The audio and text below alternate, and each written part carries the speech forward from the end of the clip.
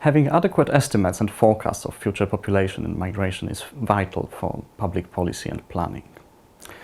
At the ESRC Centre for Population Change at the University of Southampton, our aim is to assess the various aspects of demographic uncertainty, so what we do not know about the future and how it can help the decision makers make prudent decisions.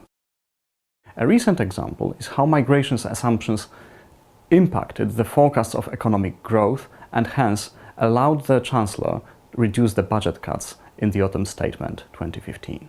Recently, together with the public policy team at the University of Southampton, we organised a session at the House of Commons sponsored by the All-Party Parliamentary Group on Migration. We wanted to share the results of a project done for the Migration Advisory Committee.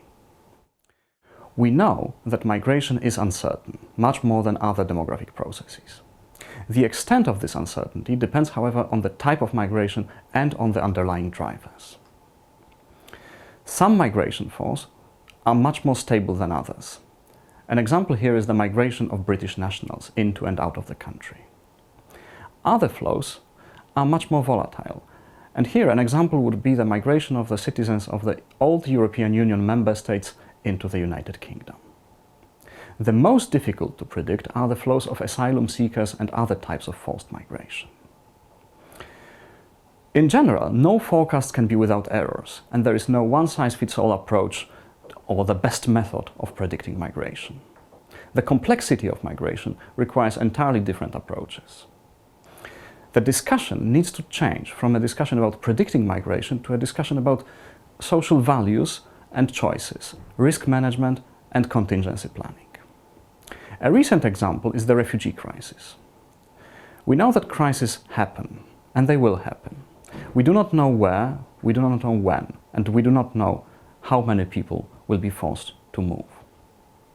The uncertainty of these processes is very high, and so is their impact. The current refugee crisis is testing the very fundamentals of European integration. Dealing with these crises is costly, and managing risks and having contingency plans requires spare capacity, which is expensive. So how to manage the barely predictable migration flows? There are solutions, but they require political will, they require coordination between the various actors involved, and they require an open debate on societal priorities. Talking about uncertainty is not, however, a sign of weakness. It is about being prudent. And this is the real discussion to be had, not the one on how or how not to predict migration.